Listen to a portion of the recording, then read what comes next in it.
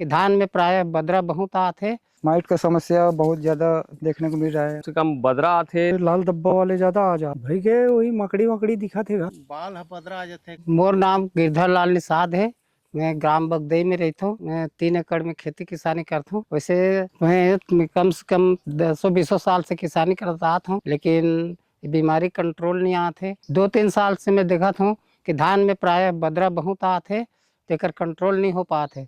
तेकर कई ठो कारण है जिन कारण हमारे जानकारी नहीं हो और एक से फसल के नुकसान होते। कई पिछले वर्षों से बासमती धान लगा थो और दिन पे दिन संगवारी देखना ये धान मन में बदरा होए के चांस एकदम बढ़ते जाते। ओमे दवाई भी डाट डरथन, तेकर बावजूद भी वो समस्या के निदान ही नहीं हो पाते। बताही कि ये मकड़ी हरे कि का हरे, तेकर समस्या के निदान ही नहीं हो पाते। मोर नाम मोहनदास साहू जी है, बगदई से। मैं 2-3 साल से किसानी कर रहा हूँ और माइट का समस्या बहुत ज़्यादा देखने को मिल रहा है। कि कृषि विशेषज्ञ से सलाह ले होते हुए बताते कि पोटाश में ठीक होता है, लेकिन उसको भी डाल के देख चुके हूँ और ये समस्या का निदान नहीं हो पा रहा। मैं बगदई का किसान हूँ, श्यामलाल साहू।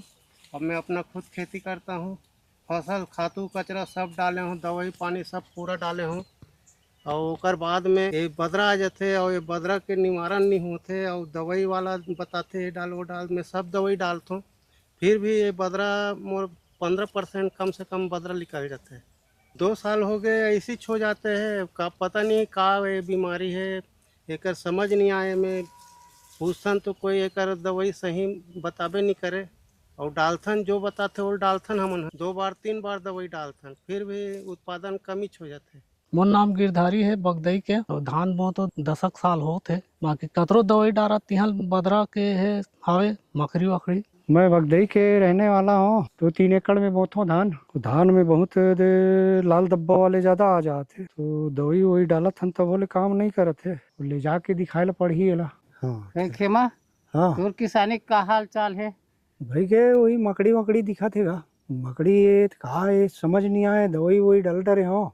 गर्मी में गलो को इसने डाल रहे हैं और उसके बाद भी बहुत बदरा निकल गए। जब कटाई करें तब देखने में ऐसे लगे कि दिखे नहीं, अब साफ हो गए मर गए ऐसे लगे, बहुत बदरा निकली। किसान भाई हो राम राम। मैं ईश्वरी साहू, विषय वस्तु विशेषज्ञ कीट विज्ञान।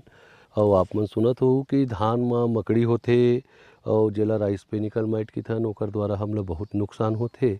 वो का होते, कैसे होते, ओकर उपचार के का तरीका है, एकर बारे में आपला आज जानकारी देवत हन। संगवारी हो राइस पेनिकल माइट के जो अगर पत्ती में देखबो तो ऐसे बारीक बारीक जो धारी धारी टाइप के बनते वो होते। और ओकर बाद मेन सिम्टम होते या लक्षण होते वो धान में के बाली में आते। बाली में जैसे लाल लाल दाना आना, ये जैसे ये दाना, ये लाल दाना, ये एकर प्रमुख लक्षण है। होते का एकर प्रमुख स्रोत के में जाबो तो धान के जो नरई होते, एकर साथ धान के जो बीज होते और धान के बीज और नरई के अलावा जो जंगली किस्म के धान रहते वो एकर प्रमुख स्रोत है। छत्तीसगढ़ में कई बार धान के बाद धान भी लगाते, तो ये तरीका से ये कीड़ा के या ये माइट की समस्या बहुत गति के साथ बढ़त जाते। अब एला करना का है, कार की धान के बाली वाला अवस्था में जब एकर हमन देखथन तो बहुत ज़्यादा नुकसान कर चुके होते। एकर सही नियंत्रण के समय एक बार आखिरी गभोट वाले अवस्था में और एक बार फूल वाले अवस्था में जब दवाई डालथन वो ज़्यादा कारगर रहते।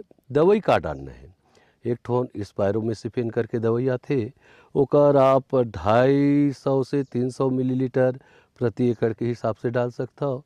या ये है अगर आप लोग उपलब्ध नहीं हो पाते तो डाइफेंथुरान के 300 ml और प्रोपिकोनाजोल के 150 ml, ये दोनों दवाई ला मिला के छिड़काव करना है।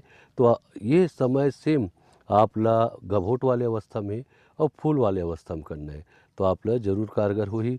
और संगवारी हो ये मानो कि जे खेत में एक बार चालू हो गई है तो हमला फसल ला सुरक्षित रखना है, तो वो खेत में हमला लगभग ये दोनों अवस्था में राइस पेनिकल माइट के छिड़काव के लिए दवाई डाल देना चाहिए। हमारे किसान भाई मन सामान्यतः बहुत ज़्यादा प्रकोप हो एक बार दवाई डालते तो ओकर से बहुत ज़्यादा फायदा नहीं हो पाए। एक अलावा हेक्सीथायोजोक्स वगैरह है, ये भी 100-250 से 300 ml प्रति एकड़ के हिसाब से हमारे किसान भाई मन डालते, लेकिन डाले के जो समय है एक जरूर विशेष रूप से ध्यान दे के जरूरत है।